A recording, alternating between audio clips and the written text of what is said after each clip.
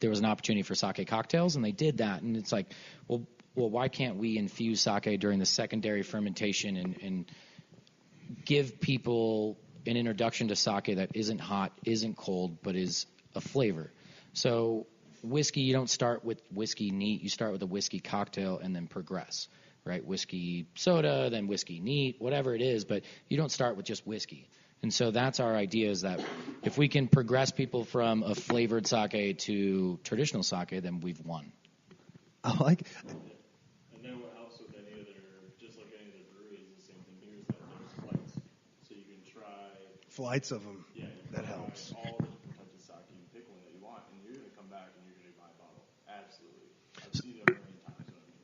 I like it. That's a good. So y'all are going to have 12 taps? 12 taps. So 4 will be traditional sake, and the rest will be kind of like a flavor blenders? Correct, yeah. And then we'll have sake cocktails. So that'll be a good way of, like, get a cocktail, you'll enjoy it, and it's that bridge to drinking it straight. Yeah, I can get behind that. Yeah. And, like and I feel like when you mention like the breweries, it does kind of have that kind of same vibe where it's like you were saying, like the 4 straight sakes would be similar to like where you get 4 just your basic pilsners, like at a brewery. But then now you see all of these brewed IPAs and hazy IPAs and fucking sours and stouts and ports. Like there's different ways for different palates to go in. So you're able to kind of hit on everybody. You're able to hit everyone's little bean right there.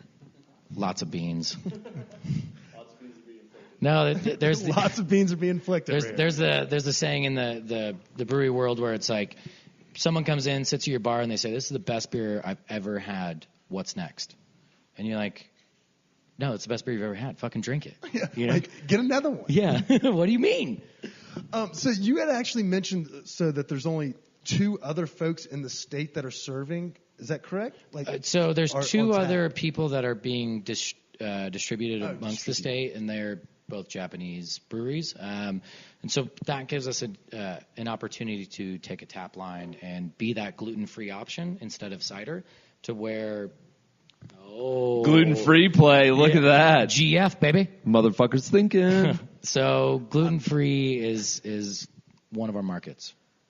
Kayla's over here. We have a chair for her, and she's sitting here. Kayla, you take this. Perfect. That microphone hits about 40%. Speaking of 40%, what's up? I'm Kip. I hit about 12%. Yes, sir. So one question I've got about like the sake game, seeing as you've been to Japan, you've done a little bit of research, all that jazz. When we talk about like, nicer sakes and stuff, are we breaching kind of like that nicer wine price? Like for instance, like what's the sake culture in Japan like? Just to kind of educate people. The consumers. So when you're in Japan, sake is so much cheaper, and that's because of the tariffs they pay to bring it over here. Okay. And the tariffs they pay to export it to Europe and things like that. So sake here is pricier than what it is in Japan. Thanks, Donald. We have the ability to use American rice, use American water, and we do use Japanese yeast because that's the flavor profile that we like. But we're doing something so much different than Japanese sake. So Japanese sake, they brew to 20 to 22% alcohol and then water it down to 16. So you're getting a really dry, boozy product. We stop the fermentation at 16%. And so you have a sweeter sake. You have more of that rice flavor, and that's what we feel is more for the American palate. And then, like, is there – because I've heard from some people, you kind of have – Who have you heard from? Just kidding. I'm making that shit up, Zane. Kayla. So apparently Zane's big in the sake game. He's a scapegoat from now until the end of the term. So, like, are there certain sakes that you would have, like, say, before dinner, or like, are there certain ones that you have with a meal? Like a dessert wine kind of? Yeah, exactly. Do they pair specifically? Yeah, with so times? you have acidity of sake, which is like the third of wine, but the acidity cuts fats really well. So you can have it with a steak, you can have it with pizza, you can have it with anything. People associate it with sushi because that's the only Japanese place, created place it. I've ever had it. Yeah. And we're trying to have a different mindset on that. we're working with the restaurant right now of doing a collaboration with the menu, and it has like burritos and wings and things like that, so that when people come in here, they don't just think Japanese. The connotation's been shifted. Yes. I love. Kit, I want to know how long it takes to make. So that's I think it's kind of fascinating. Because that's Kayla, our best friend. Yeah, 1,000 things to do in BFFs. Denver. She knows exactly where all the things are popping, and she's got questions that she wants to hear hopping. the way I know Billy is kind of like a mad scientist. I think there's a lot of science behind here, and also passion and a labor of love. I remember when I first met him, I'll tell this story quick, but I said, can we meet? Oh, you might not be able to meet on a weekend. You're probably so busy. And you're like, I'm setting my alarm so I can wake up and stir the rice. And I think people need to know the kind of time and passion that goes into this. So can you talk about that? Yeah, so when Kayla came in, we were very just getting up and running, and we were excited about everything that we're doing, and we're still excited about everything that we're doing today. And every step we take is big for us because we're doing this out of pocket. When sake is a totally different animal where we have to make moldy rice, which is koji.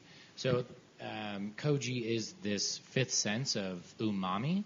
So koji is what is in soy sauce, which is in miso, which is in sake, and that's the fifth sense. And so in America, we decided, how do you recreate that? And we came up with MSG, which is the G is glutamase, which koji is glutamase.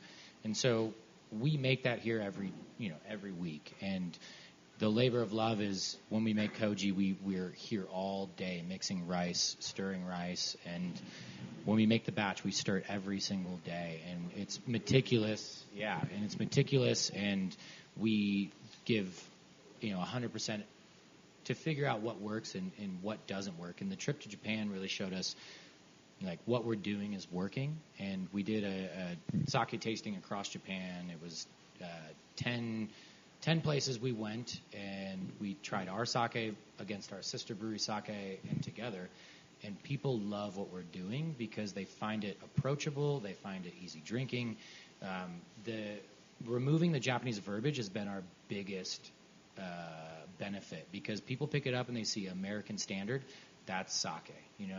It's good, just drink it. We don't need to put all this verbiage in front of you to where you're intimidated, you don't know what you're drinking, and you pass it.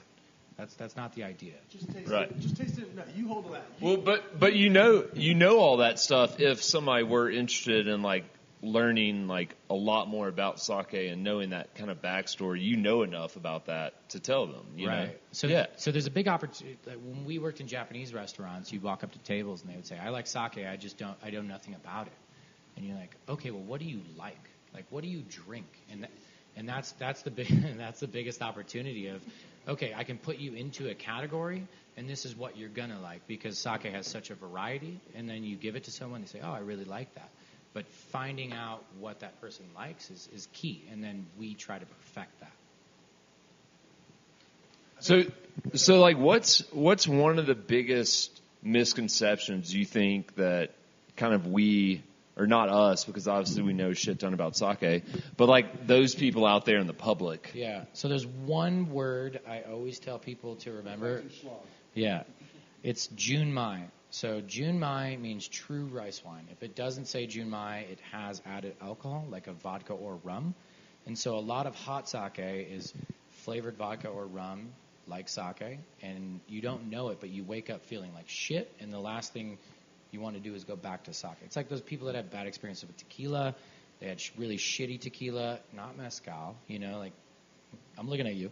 And when you have that, yeah, so there's Heather sent me an article the other day where it was sake is third of the acidity of wine, 1/10 of the sugar content of wine, and good sake when you wake up the next day. So you should wake up the next day and say, how do I feel? And if you feel great, then it's good because there's really no sugar content. It's 1 gram per bottle, and that's what gives you the hangover. And so if we get past that, we're in a good position. Shout out to the moms on the South Beach diet or something like that. Yep. Instead of grabbing that Sauv Blanc. We are good friends with a lot of people that like to mix their Chardonnay with a little Xanax in the morning. So you know that you can now sub that for Colorado. Is that you over here? You coughed over there. Yeah, I did. You all right? Are you the Xanax and white wine girl? No, not at all. Yeah. Yes, you may. Can I ask a question? Rewind back to koji. What happens to the koji after you're finished with it? Because it's not just going in the trash. No, so there's two steps, right? So koji is one of those things that most people don't know about. Like a lot of local chefs will buy our koji and they'll dry age steaks so you can dry age a steak in koji for 3 days, which mimics a 65-day dry age. So you don't have the mold, and so koji has a lot of amylase and glutamase, glutamase is like that umami flavor. So Parmesan cheese has a lot of glutamase, so that's why they age it for so long. You can concentrate it. And then afterwards, we make the sake, we press it, and what's left is what's called sake kasu, which is this unfermented rice. And this is a shout out to Iron Ton Distillery. Oh yeah, we did the Shredder episode over there. And we're making shochu with them. So shochu is the #1 consumed spirit in the world. Nobody knows it because we're America, right? We have 300 million people. There's a bunch of people in Asia. Get the fuck out of here! Are you telling me that we are not the only country on this planet? What? Damn it! Yeah. So wait, are you telling me that we can use your refurbished koji? Yeah. On a steak in my house, and then it's going to come out 3 days later as if it. So as if holler it was at your a boy. 65-day dry Can I age. holler at some of that? Yeah, exactly. So that's what we're trying to promote and when you're in Japan, they use all these things, and other restaurants come in every day and pick up these products and use it. We don't have that like vibrant Japanese that culture. zero waste kind of feel. They don't also know how to, like when I mentioned dry aging a steak when I was there, they were like, well, we've never done that. And so it's the same thing with the brewery scene here. Is they say breweries here are better than anywhere in the world because we always progress. We always think, how do I do it better? How do I do it better? So like Germany, Belgium, they make 1 beer, they make 2 beers, and they make them great. But how do you perfect your portfolio? And so taking koji and understanding what it does and understanding how it can be used in the culinary aspect is only going to benefit us, and being on a menu as a dry aged steak from Colorado Sake Company is a great hit for us. And there's a huge the biggest opportunity that we see is in Japan, sake was down 8% last year, which is one of the biggest drops they've ever seen. And when we were there, you can realize that the lack of education, the lack of branding, you'll see 8 different sakes from the same brewery with all different labels, and you're like, wait, you're missing. And they're not hitting the youth, and so the youth is going into cocktails, beer and wine, expanding out, but not going to sake. And that's the opposite in America, is people want sake. Americans like sake, they just don't know it yet, is kind of the thing we've been saying. And I think you're right, and I think there's that connotation that they have to be paired with each other, with the Japanese food with this sake. But what you've done here is you've managed to not only bring out, and it kind of reminds me of that big.